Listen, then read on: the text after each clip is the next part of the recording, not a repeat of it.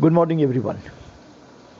This rainy morning, we are going to discuss about the Chinese Xi Jinping's philosophy about drastic change in China, psychological change. China has been very old, like India culture. And most of the things still people use are very antiquated, very parochial, absolutely primordial, very old custom, old culture, old habit, and old thinking. These are the four things that she wants Chinese people to shade away and adopt the cosmopolitan things, absolutely lateral, holistic, absolutely modern, ultra-modern things. Economically, China is out of that kind of Chinese gulag. But if you think about other things, the Chinese custom and the culture and the habits and the thinking and the religiosity and all that, China is still living in 12th century. 12th century of Genghis Khan.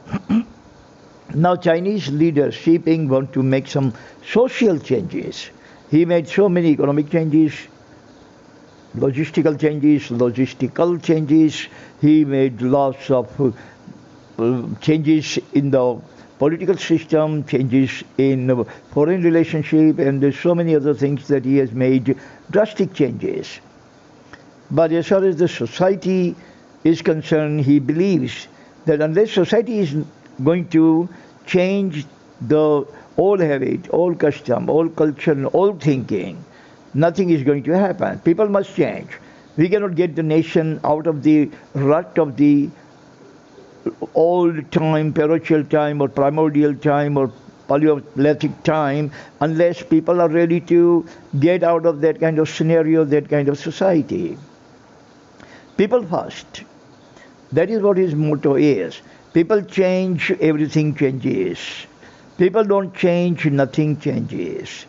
So he's trying to actually start from the bottom up. That working on economy alone, or working on logistical alone, or working on logistics alone, working on foreign relationship alone, working on South China Sea alone, making money alone is not going to last for too long unless and until Chinese people actually change dramatically, drastically change from the grassroots level. When person changes, then and then other things change.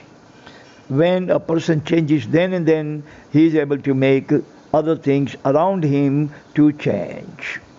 So these are the four old habits. It is known as four olds of China. First is old habits, old thinking, old culture, and old custom.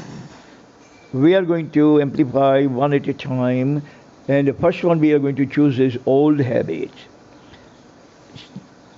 Premier Xi wants people of China must discard their old habits of living life, all habits of modus operandi, all habits of modus vivendi, all habits of eating food, all habits of religiosity, all habits of habitat, all habits of living and working, all habits of cooking and cleaning. He wants to change every single thing. No old things in the Chinese society must be visible. Every single thing obviously must be changed, obviously.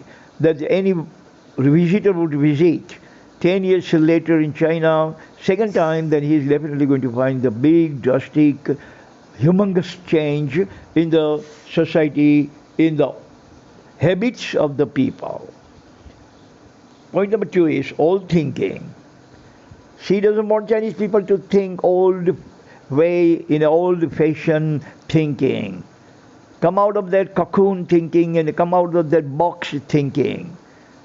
Don't stay in tunnel thinking and wait for the death to come.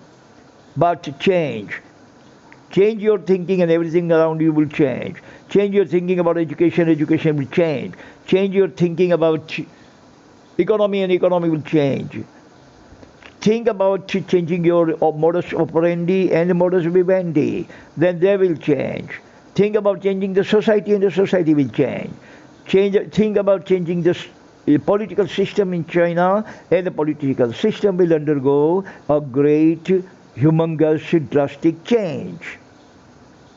Change is associated with our thinking. Everything, as a matter of fact, every single thing depends upon our thinking. That is what they call visualization, actualization. Whatever you are going to visualize, that is what you are going to get. If I'm sitting right over here and looking at my porch, if I would have thought that the tiles in my porch must be blue, then they would be blue. But I thought there should be white. And my wife gave me the consent that white would look better than we have white tiles in our porch. Every single thing is our thinking. We buy the clothes according to our thinking, we eat food according to our thinking, we go to see movie according to our thinking, we get education according to our thinking, we get up early or late in the morning according to our thinking. So if we don't change our old thinking, detrimental thinking, parochial thinking, paleolithic thinking, primordial thinking, then nation is not going to come out of that primordial era or paleolithic era. Whatever you think, it is going to happen.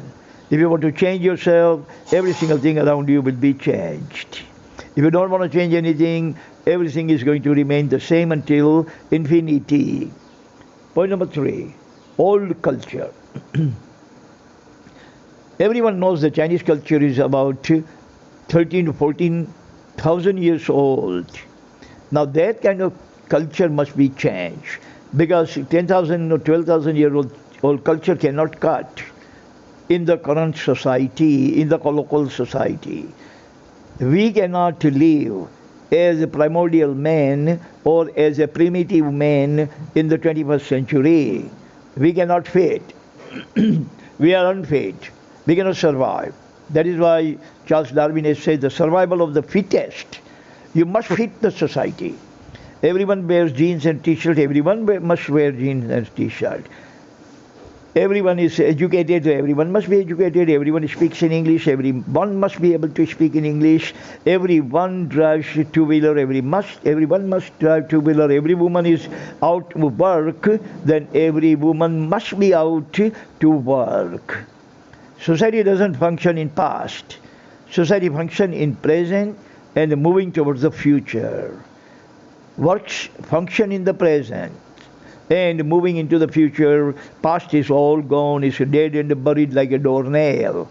So you cannot live in the past thinking, past culture, or past habit. That is all parochial. Point number 4, old custom. All the customs, all the riti rivas, we call it, all the customs in China are still parochial, primordial, paleolithic, very antiquated. She doesn't want that kind of custom to exist any longer. She wants China to survive in 21st century. He tries to bring China in 21st century. He tries to bring people of China into 21st century. He wants the custom and the culture of China in 21st century. He wants Chinese people to think in 21st century, and he wants Chinese people to have the habits of 21st century. Progress doesn't mean that economic progress alone. No, that is a stupid definition. Definition of silly person. That when economically you are growing, that means you are a developed nation. No, there are lots of bootleggers. Bootleggers dealing with booze and hooch and alcohol, all kinds and all that. They are millionaires. Dawood Ibrahim has 5,000 crore rupees. That doesn't mean that he is progressive or advanced person. No, Gandhi did not have a penny. And the Gandhiji was the most advanced, the most metropolitan, most cosmopolitan, most advanced type of, most pruned and groomed person in the world. Yes, in the world. So, money has nothing to do with your progress, with your advancement. But these 4 things should do. You must be cultured with the colloquial culture, your habits must be all colloquial, your thinking must be all colloquial, and your custom must also be all colloquial. You must be living in 21st century by mind and the body both, not just by body. Your body is living in 21st century, but your mind is still living in 13th century. That is not progress. That's called hyphenated progress. And the people cannot survive hyphenatedly. So if you want true de facto the jure, bona fide progress, then your mind and the body must progress simultaneously. Both must be in 21st century. Mind must be acting like 21st century mind. Body must also act like a 21st century body. That is what Jinping wants. Thank you very much for listening. That's all the time we have. See you again next time. Until then, God bless everyone on this planet. Amen.